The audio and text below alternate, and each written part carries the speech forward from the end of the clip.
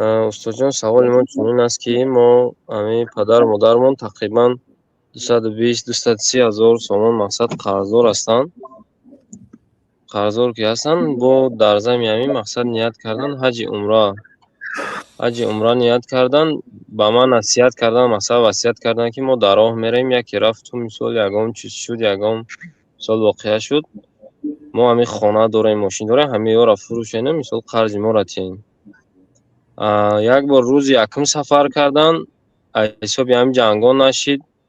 Бо рӯзи дуюм рафтан Ӯзбекистон, чанд рӯз мондан, бо возвратид фреб хӯрдан, мисол хай пулашона гирифтану, мисол фреб хӯрдан, ҳози омадан, ҳози ҳамин раҳ бо жуда доранд, мега агар ҳамин раҳҳо ҳӯй шава, бо мерем. Мақсади гап ки дар ҳамин ҳолати қарздор буданшон ҳар кас ҳар гапшон гуфтагиае, ки мисол шумо ҳисоби қарздоритона ё Аллоҳ розӣ нест, ки мисол ҳаҷи умраи шумо ҳамин раҳ дарафтан савоб гирифтан, нагирифтан, ҳамеша мехоҳем бифаҳмем, ҳамин қарздор ҳастану ҳамин чӣ хел мешава мисол ҳаҷи ҳамиҳо, ҳаминро гуфтем фаҳмем. خب برادر عزیز، وقتی که بنده به یک کار خیر اقدام میکند، مقصد اساس است، نیت اساس است. انما الاعمال بالنیات.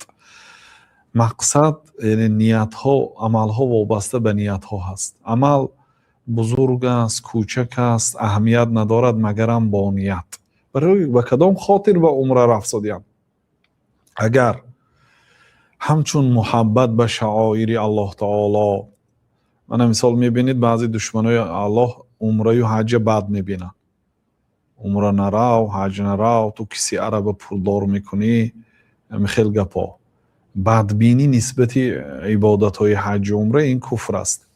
اگر این آدم میرد به خاطر دوست داشتن همین شعائر الله تعالی، مکانهایی که الله تعالی مقدس کرده است، با مقصد عبادت کردن، نزدیک شدن به الله تعالی، تا اینکه در حج و عمره دعا کنم تا از قرضها رها یابم، با همین مقصدها اگر باشد، بله هر قدمش ثواب است. لیکن مقصد اگر ویران باشد، خودنمایی، این من مادر شمایی نمیگم، عموم از سوال باید دیگرها بهره برند.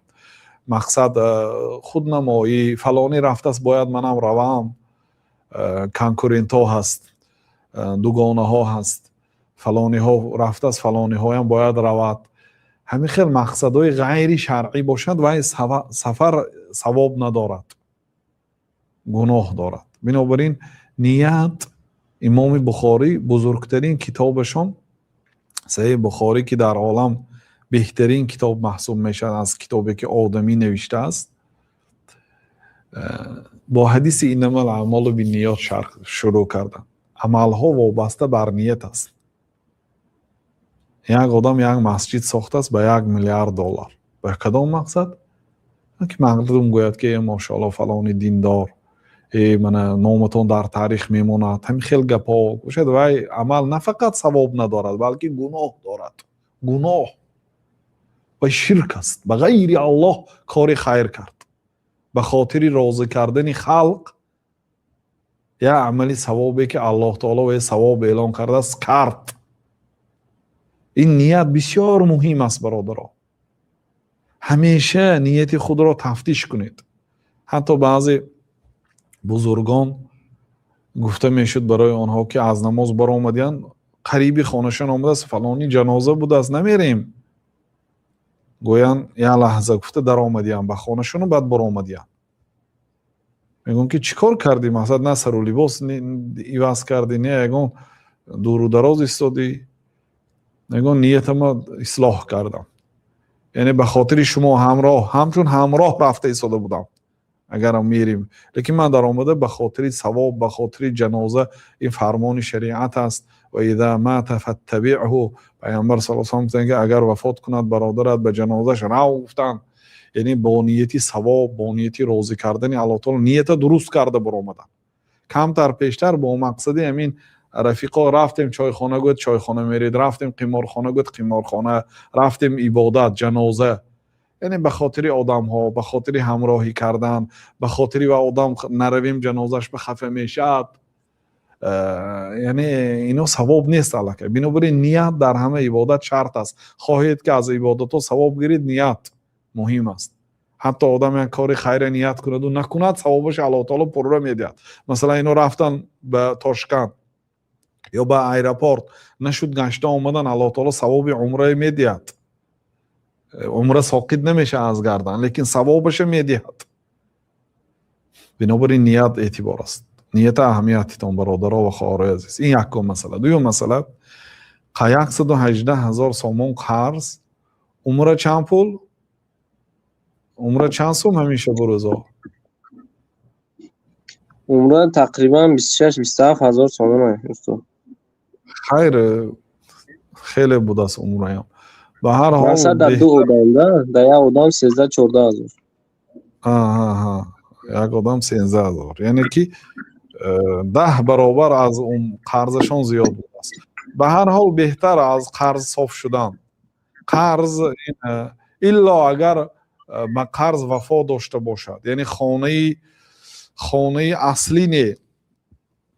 اصلا خوب است که آدم باید خانه اصلی، خانه که مثلا از پدر و مادر خاصتا میراث مانده است، خانه حولی، همین چیزهای از آن خودش نفروشد. چون که حدیث است پیامبر صلی الله علیه و سلم خانه های خودتون رو نفروشتان، یعنی حتمی نیو نفروشد بهتر است. برای آنکه یک پناهگاه، یک جای خوب خاصتا من از پدر و باباها مانده باشد، یعنی نفروشد بهتر. اما کوارتیر هیچ گپی نداره. کوارتیر میفروشید میخرید و کوارتیر خانه هم نیست اصلش. کوارتیر اینقدر به طلبات شریعت جوابگوی نیست اصلا. از کدام جهت؟ از آن جهت که این یک نوعی مالی که آدم میخرد و مالکش نیست. 100% شما یک چیز خریدید باید مالکی همون شد. مثلا من زمین خریدم، خانه دارد، خانهش چپه میکنم و ایران میکنم، از نو پروژه خودم، نقشه خودم کتی میسازم. جوی من یگان همسایه آمده حق ندارد که چوی خانه ویران کنید. و خانه من است آخه. لیکن کوارتیر امخی کرده نمیتونه. میگه که این کوارتیر من به چشم عقل من میانه دیوالش میغلطونه، این غلطونه ممکن بالانگی خانه ها افتاد. اینجا ستومه های اساسش است مثلا. تغییر داده نمیتونید. رفت و اگر زمین جومی شد و همین دام چپه شد، شما خانه‌تان در آشیانه 11 است. چخیل 10 اتاجه میگوید که تیز خانه های ساختم، من در بالا تا خانه سازم. یعنی که اگرچه مثلا این فقها بعداً از سبب ضرورات اجازه دادن، ولی اصل یعنی انسان باید چنان صاحبی ملک باشد که و این ملک به خودش مالکی حقیقی باشد، تصرف کرده تاند، چخیل خواهد تغییرات وارد کرده تاند. شما کوارتیره چخیل خواهید مخیل کرده نمیتونید. مشکلی های چی دارد؟ فروختن و خریدن هیچ گپی ندارد، اما خانه زمینی بهترش نفروختن، خاصتا اگر اون خانه چی باشد، مقصد در اونجا تولد شدید، رفت و فروشیدم گناه نیست و نفروشید بهتر. گفتگی حدیث است. خب مسئله قرضی کلام باشد، به قرض وفا باشد. مثلا فلان بار آمده ایستاده است یک کانتینر بار است، در داخلش مثلا 10 تا ماشین است، همون رو فروشیم قرض صاف میشه. در این حالت هیچ گپی ندارد. لیکن یکی یکم خانه فروشو قرض ده، درست است که این آدم دلالت به مادرتان تقواش و مسئولیت شناسیش میکند که اگر رفت من در این سفر وفات کردم، والا مال وفات کردن تصور نمونه. بعضی فکر میکنند که وای نمیموره، اون نقشه های سالهای 2048 کشته گشته است. پیامبر صلی الله علیه و سلم گفتن که بیگاه شود سحر منتظر نشو، سحر شود با بیگاه منتظر نشو، بیگاه شود سحر منتظر نشو. این سال 2048 خیم میکنیم، 2058 خیم میکنیم، خدا گیرد. خلاصه یعنی که آدمی که مردن فکر میکنه این آدم خیر است، قرض فکر میکنه در این آدم خیر است. لیکن به هر حال بهترش که همین قرضا صاف شوید و بعد عمره روان یا حج روان. والله تعالی اعلم.